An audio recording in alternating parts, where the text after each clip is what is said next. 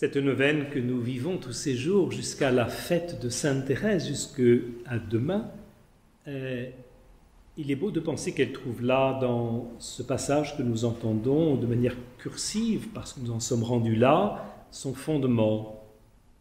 Prier le maître de la moisson d'envoyer des ouvriers à sa moisson. On le disait l'autre jour en initiant cette neuvaine, on a l'impression que le Seigneur a besoin de creuser en nous le désir de le prier. C'est quelque chose qui lui permet de nous associer à l'œuvre qui est la sienne et de faire de nous ses collaborateurs. Et si c'est si important au cours des âges, il est certain que dans l'âge où nous sommes, beaucoup d'ouvriers manquent à l'ampleur de la moisson d'aujourd'hui et de l'annonce de l'Évangile. Nous ne pouvons que nous réjouir de voir que, de par la France, se tiennent ces jours, ces rencontres missionnaires, c'est très positif, mais ça ne nous fait pas oublier cette importance de prier pour que nous ayons les acteurs, et en particulier les prêtres, pour que cette mission puisse être vécue dans toute sa plénitude.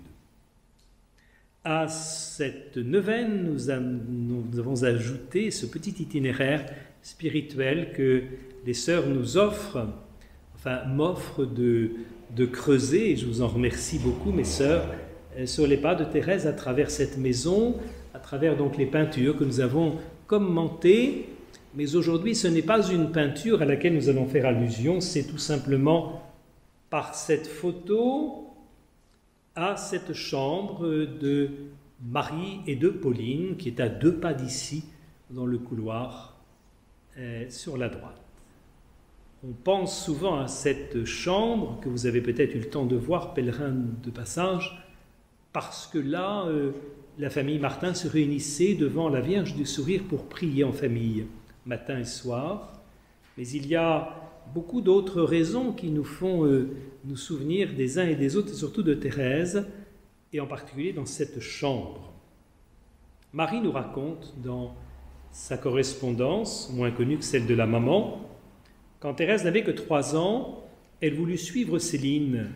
Je fis bien des difficultés, craignant que ce bébé ne trouble nos études. Ça veut dire que les aînés faisaient la classe aux plus jeunes, et surtout Marie, dans sa chambre, avec Léonie, quand elle le pouvait, et avec Céline. Et Thérèse voulait se glisser à 3 ans et demi pour rejoindre donc sa sœur.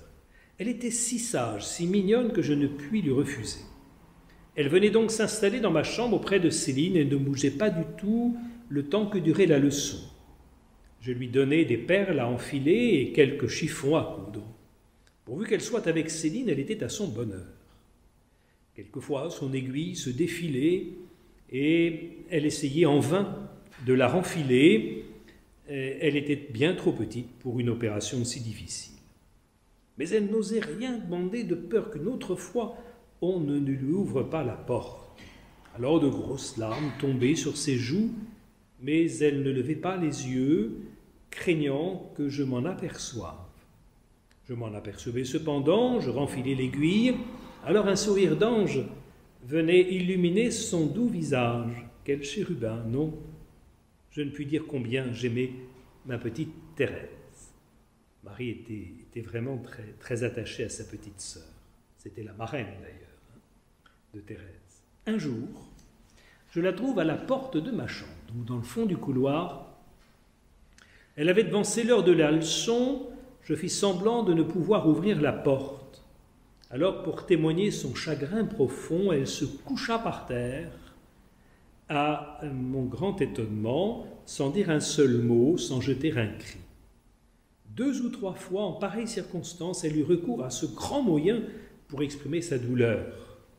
Je lui dis que cela faisait de la peine au petit Jésus, et plus jamais elle ne recommença.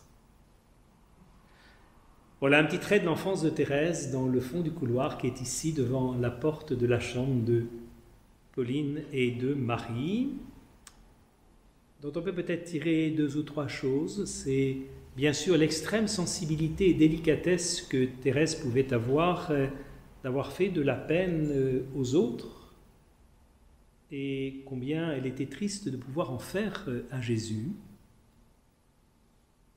C'est parce qu'on aime quelqu'un que l'on a peur de lui faire de la peine.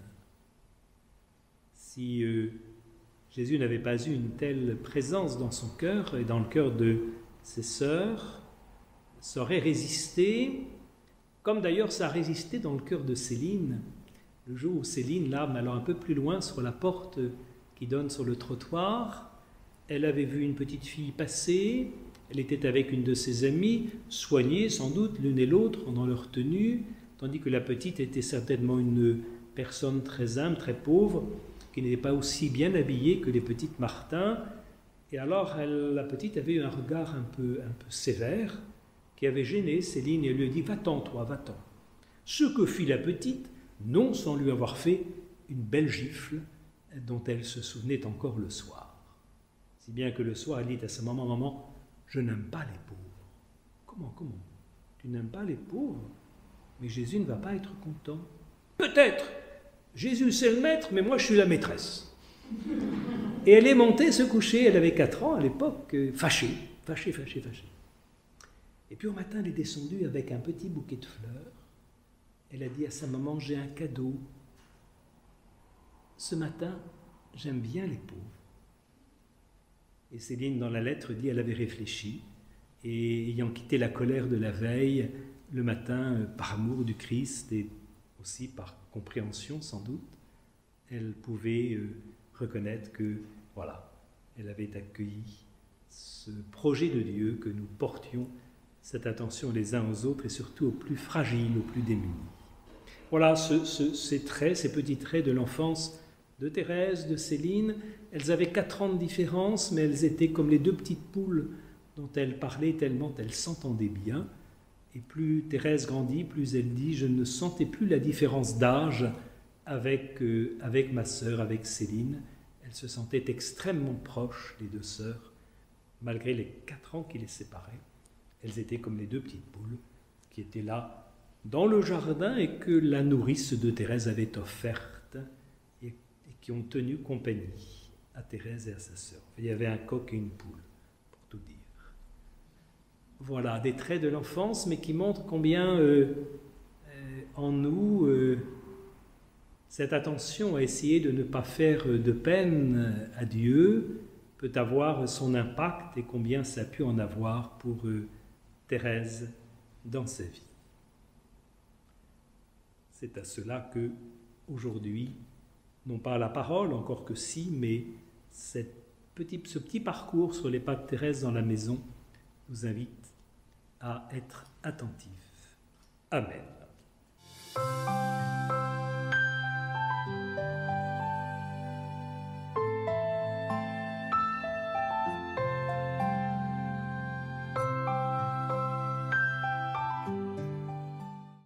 Merci à vous pour avoir regardé la vidéo. Voici d'autres vidéos produits pour le Sanctuaire d'Alençon. Et pour rien manquer à notre actualité, abonnez-vous juste ici.